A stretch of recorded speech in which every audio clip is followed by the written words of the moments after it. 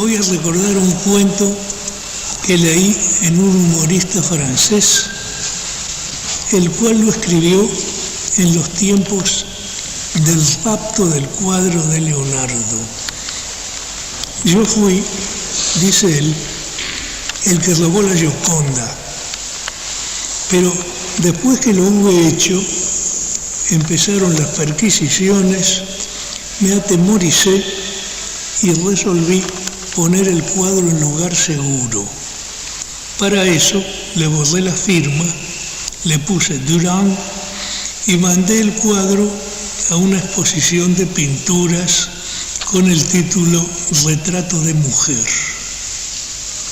Nota, en el cuento no se cambiaba la firma de Vinci. Aquí arreglamos eso para dejar el cuento menos absurdo. Y aquí tengo precisamente, sigue diciendo el autor del cuento, algunas de las críticas. Un pintor, el señor Durand, expone un retrato de mujer. La firma es nueva y aún sin ese detalle se conocería fácilmente que es un artista novicio. Su colorido es muy deficiente, aunque tiene algunos aciertos en el dibujo. De todos modos, se ve que puede tener condiciones y lo exhortamos a perseverar, etcétera, etcétera. Otra crítica.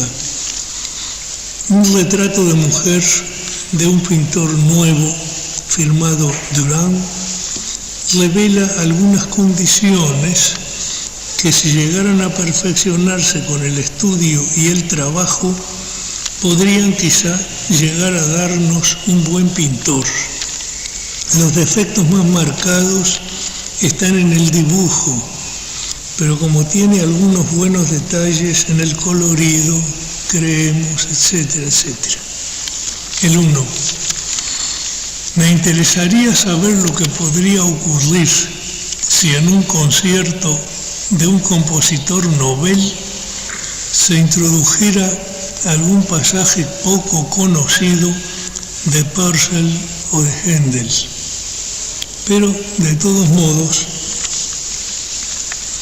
tu ejemplo del cuadro, lo único que probaría es que en cuanto a pintura, como en cuanto a cualquiera de las otras artes, pueden haber críticos incompetentes, para probar lo cual no se necesitaba inventar ese cuento, aunque reconozco que tiene alguna gracia, ni necesitabas traerlo a colación, pues de lo que estamos tratando es de las relaciones entre las diversas artes. El otro, sea o no oportuno el recuerdo del cuento, algo sugiere sobre nuestra cuestión que en este caso se relaciona con una diferencia entre la pintura y la música, pero te mostraré más directamente lo que quiero decir con un caso. Existen dos cuadros de los cuales se sabe que uno es original de un gran pintor y que el otro es una copia. No una réplica, sino una copia, pero tan bien hecha que se recurre a un peritaje para determinar cuál es el original. Los peritos raspan firmas, hacen pasar ciertos rayos, etc., y llegan a la conclusión de que el cuadro A es el original y de que el cuadro B es la copia. Resultado que el cuadro A vale $100.000 y el cuadro B 1.000 o 2.000. El 1. Pero en música o en cualquiera de las artes se plantea igualmente la cuestión de autenticidad. El otro. Sí, pero con un resultado muy distinto. Por ejemplo, se atribuye a Mozart un Adoremus Te que está escrito como el Ave Verum, cuarteto vocal, cuerdas y órgano. Esta similitud de escritura es la que ha dado la convicción de que la obra es realmente de Mozart, y también el hecho de que es bellísima, no como el Ave Verum, porque no se puede ser como el Ave Verum, pero muy bella sin duda. Pero resulta que algunos historiadores de la música han creído encontrar motivos para creer que ese Adoremus no sería realmente de Mozart. Pues bien, y este es el hecho en que yo creo deber insistir. Si se probara que esa obra no es realmente de Mozart, no por eso se depreciaría en nuestra estimación ni en nuestro gusto. Y todos los que la conocemos continuaríamos sintiéndola como bellísima, sin que la cuestión de autenticidad o atribución la depreciara en nada. Otro ejemplo tomado entre las obras del mismo genio. Hay una célebre berceuse, Duerme mi pequeño príncipe, que siempre se ha llamado la berceuse de Mozart y cuya letra hasta le ha sido aplicada a él mismo. Aparecen ahora investigaciones que la atribuyen a otro compositor, creo que a Flies. ¿Pierde algo para nosotros esa encantadora composición en belleza? Y sigo todavía con Mozart. He sabido que de sus Requiem solo las primeras partes fueron enteramente escritas por él.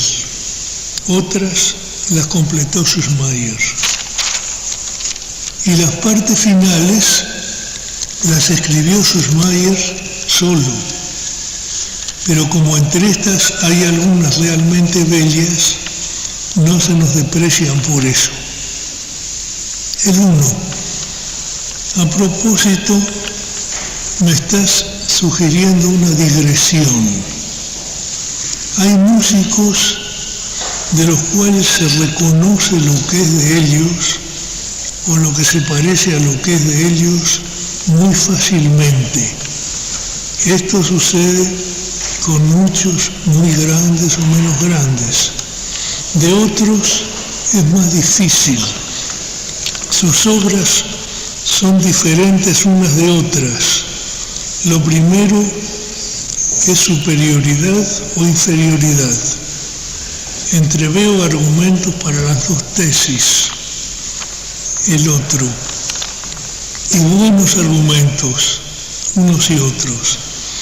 Pero esa cuestión que no se plantea generalmente para la música aparece más en cuanto a la pintura, porque se relaciona con cierto hecho muy frecuente a causa del cual los pintores son generalmente tan mortificados por críticos. Si las obras de un pintor se parecen demasiado a sí mismas, le reprocharán cierta clase de críticos que no se renueva, y si se renueva, que no tiene personalidad. El 1. Lo que nos lleva a pensar cuáles deben ser las condiciones del crítico, del bueno. Por ejemplo, en cierto aspecto tiene menos derechos que el creador. Este, es muy importante notarlo, puede ser unilateral e incomprensivo para el arte ajeno a su temperamento o escuela. Tolstoy que escribió novelas y cuentos geniales, no entendió muchas obras de tendencia distinta de la propia. Víctor Hugo no sintió bien los clásicos de su idioma, etc. Todo esto lo explicó con muchos ejemplos cierto conferenciante, pero el crítico no tiene ese derecho, el de no comprender lo que es distinto de su temperamento, ni el de juzgar por géneros o escuelas, sino por valor. Y ha de guardarse de otros defectos o deficiencias. El más horrible fue siempre el de no comprender lo nuevo. En los tiempos de Bach se hizo por un crítico una lista de 10 músicos de mérito en los cuales Bach figuraba en 7º lugar. A propósito de Schubert, se escribió que sus líderes, comparados con las composiciones de Paganini, eran estrellas de segunda magnitud. Otro peligro para el crítico es no dominar cierta tendencia que aquel conferenciante llamó reflejo de restricción, por la misma psicología que hace que, por ejemplo, un cronista de fútbol difícilmente pueda dejar de decir que el árbitro tuvo errores. Y otra tendencia que más de un crítico no domina es la de criticar no la obra del autor, sino la que el mismo crítico hubiera escrito o cree que hubiera escrito.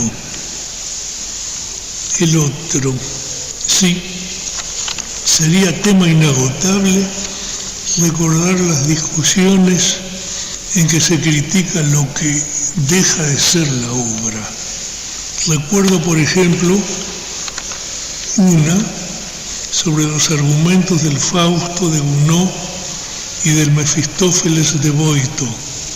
El primero era criticado por incompleto, termina con el fin de Margarita.